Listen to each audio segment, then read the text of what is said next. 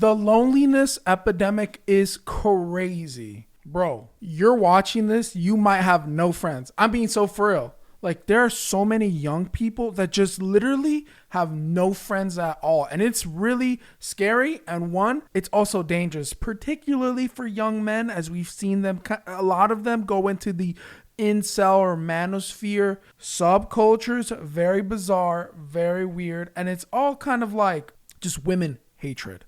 That's kind of like the center of it, but of those two specifically. But I'm talking about like loneliness across the board. There are so many people that literally just have no friendships, no relationships with anyone. They don't even talk to their own family. It's so bizarre.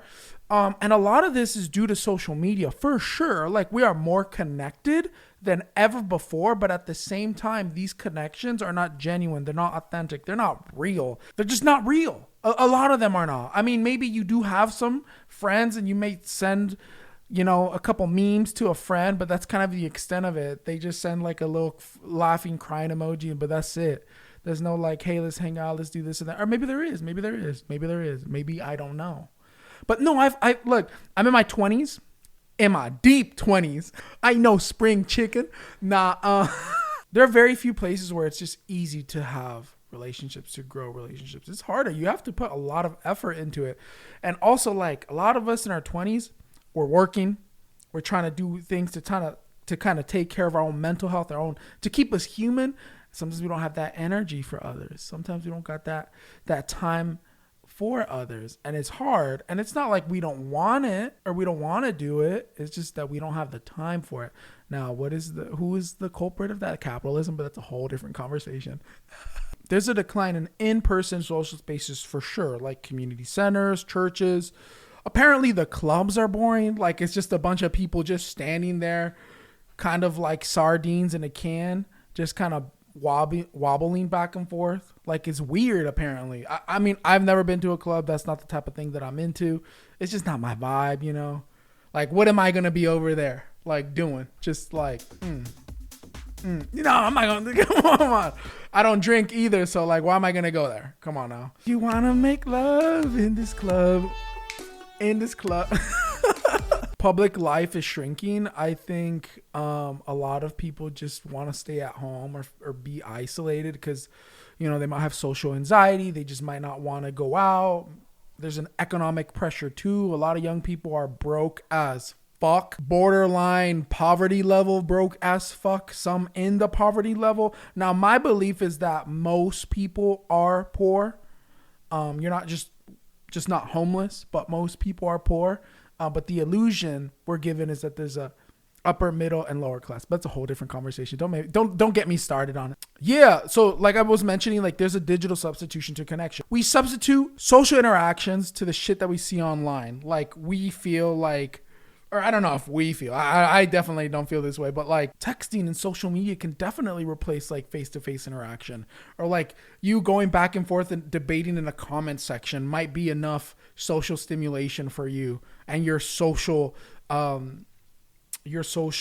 battery is just fueled, and you're just like, maybe I shouldn't go out, or maybe I should just kind of stay in. Maybe I'll order Grubhub or Uber Eats and just have it shipped to me instead of going out.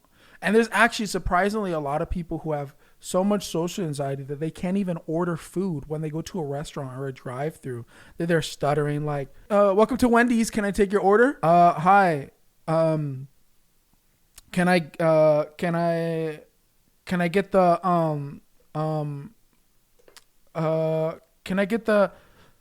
can I get the double with bacon? Okay, double with bacon. It's bro, like, there's some people that struggle with it. Like I was saying, there is economic pressure. There is. Under capitalism, you have no time for yourself. You have no time for friends or relationships, which is also why I believe all the like kids in school now that are so bad that there's like a bunch of teachers just quitting their jobs because they just can't handle kids. It's basically because the parents don't have time because they're constantly working or paying for childcare because that's so expensive as well. that the parents don't have time to parent. So they got these kids all like addicted to their phones or their iPads. So they already socially are fucking cooked. Bro, you look at a fucking 5-year-old, you know socially they're cooked. They're fried. Their brains are fried. They're connected to these fucking iPads. I'm telling you, it's fucking brutal. It's brutal. So we're fucked, but just imagine how badly their generation is going to be cooked. Fucking crazy. You know, young people have like student debt. Housing costs are so fucking expensive. Inflation is through the roof. These tariffs are fucking people so hard. People can't even, it's also like people can't even socialize because they're too broke to socialize. Like you want to go to a restaurant with a friend to have dinner or lunch or whatever. Maybe you don't got the money like that right now, especially with student debt. Come on. Also, there is, at least in the United States or Western countries, there is this grind culture, this addiction to work, this workaholic mindset. So people oftentimes don't give a fuck about self-care. They don't give a fuck about, they're chasing the bag. They're chasing the bag. And while chasing the bag, they have to sacrifice, because that's kind of the deal with like success, right? You have to sacrifice something. And a lot of people are like, well, my friends aren't paying my bills, so what the fuck? Like, I'm just gonna fucking work like crazy and make as much money, stack this bread up. But oftentimes, like, this leads to like isolation and being lonely. And you know, I get it. There's a goal, and you know, this happens. But you know, people do end up lonely like that. Like, I know a lot of people actually, sadly, who are older, like in their 40s and 50s, and a little bit older, who were stuck in that mindset, and now they're like single with no family, no kids. And now some people don't want that. That's fine.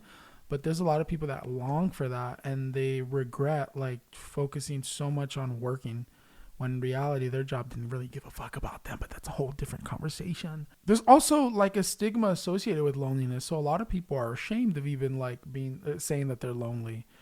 Or a lot of people feel shame, especially men too. And now men is a whole different conversation, dude. Because men lack so much emotional intelligence, generally speaking, right? Women do as well, but men, it's worse. Like, for instance, men, or when young boys are like 5-6 years old, they're at a playground and they're playing with their friends. They fall down and they scrape their knee and they're bleeding and they're crying. Their father or mother come up to them and say, hey, man up. Don't be a pussy bitch. Don't cry. I mean, maybe they don't do that last part, but but they say, man up, get up, don't cry. You're a man. You're a boy. You don't do that. Whereas if it's a girl, it's like, oh, sweetie, it's okay. It's okay. Let's go get you a little lollipop. It's going to be okay. It's a different experience. In the West, men are socialized to be strong and impervious to difficult emotions. They're told from a young age to be a man or man up, and that they should be able to handle stressful life events on their own, said Elwood Watson, professor of history, Black Studies and Gender and Sexuality Studies at East Tennessee State University. By the time boys are in their teens, they're conditioned to prize achievement and competition and to devalue intimate friendships with other boys. Experts told me boys learn to not turn to their friends and talk about certain things because they don't want to be seen as weak or gay. No homo. This motherfucker got feelings. Gay? You know, like, you know what I mean? Like, it's weird. It's very weird. But anyway, a lot of boys and men are lonely because they're ashamed of what they think and feel. Their peer group has especially said to them, we don't want to hear it. Or you're a downer. Man, why the fuck Chris always comes here, always fucking killing the mood, bro? He's such a vibe killer. Why do we invite him? He's always talking about fucking being depressed. Just get fucking over it. Stop being a pussy. You know, that's kind of the mindset. Anyway, so guys have gone silent, said Fred Robinwood, psychology department chair at University of Redlands and author of the Deepening Group Psychotherapy with Men, Stories and Insights for Their Journey.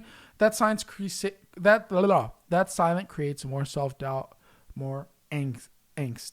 Guys learn to process emotions on their own or to turn to a female friend, a romantic partner, or a sister, said Kevin Roy, professor of family science at the University of Maryland.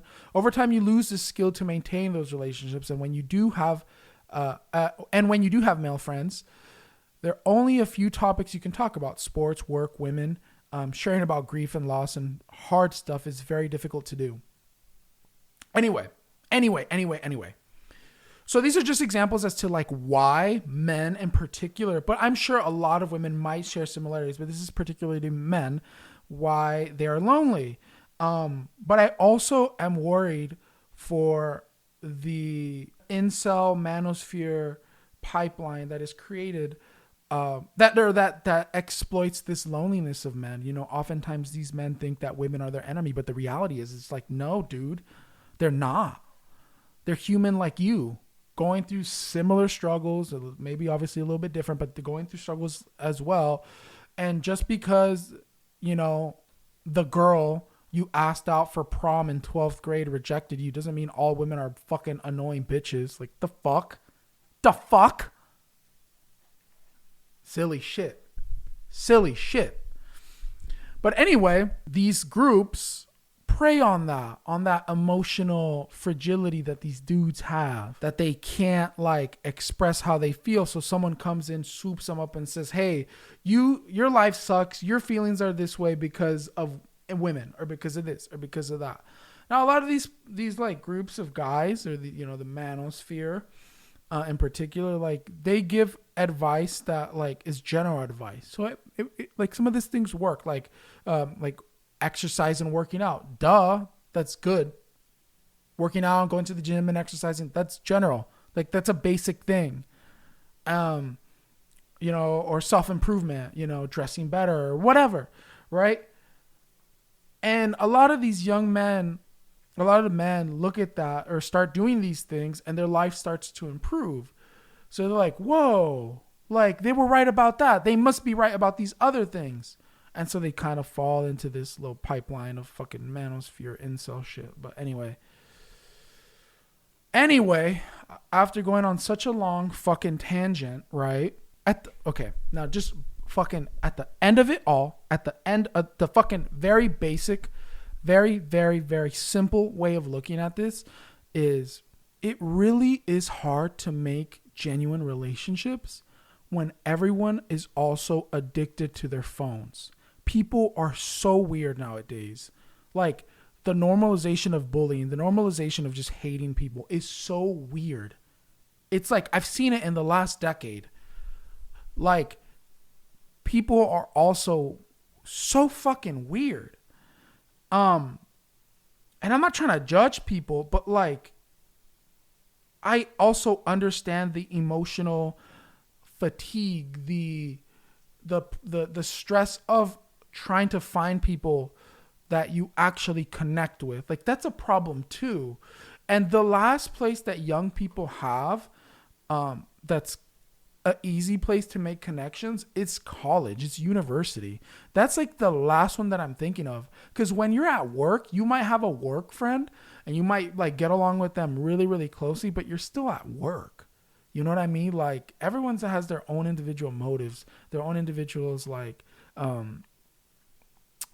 yeah, they have their own reasons for being there. They're there with the contingency that they're getting paid. And so like you may get along with this work friend, but they might not actually be your friend, if that makes sense. And sometimes in some cases it might happen, but just very basic,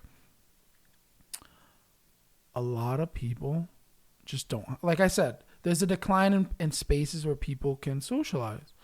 And I would suggest churches, but not everyone is religious. I am, but have been critical of how churches try to create engagement with young people. Some things that worked in previous generations just don't work nowadays.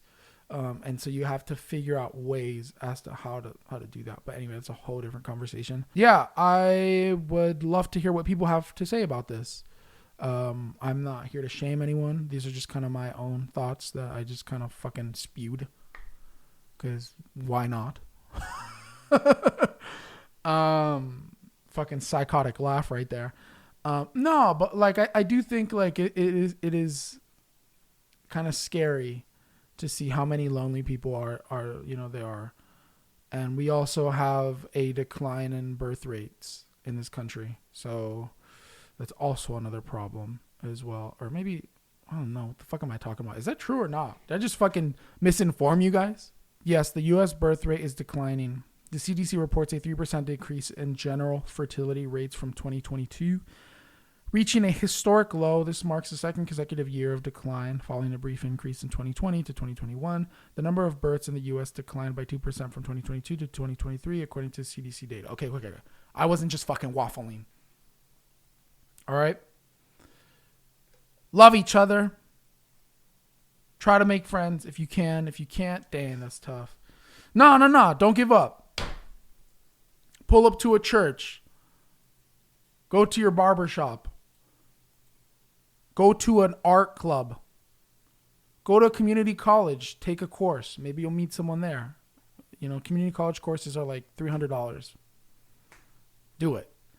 Take a fucking clay or pottery class or a fucking painting class or whatever. You'll talk to people. And the cool thing about like a community college is there's people of all ages, ranges, and backgrounds. Ages, ranges, and backgrounds. All ages and backgrounds. Like you'll pull up. There's a 50-year-old woman with grandkids already. She'll gonna have snacks in her purse, and she'll give them to you, and she'll be the sweetest lady. And you know, you just start talking, and now you just made a friend out of your age group, but you made a friend. You know what I mean? I don't know, man. I don't know, but I hope you like this video. I hope you make friends. I just want to let you know that Jesus loves you. He's always there for you. Have a good day.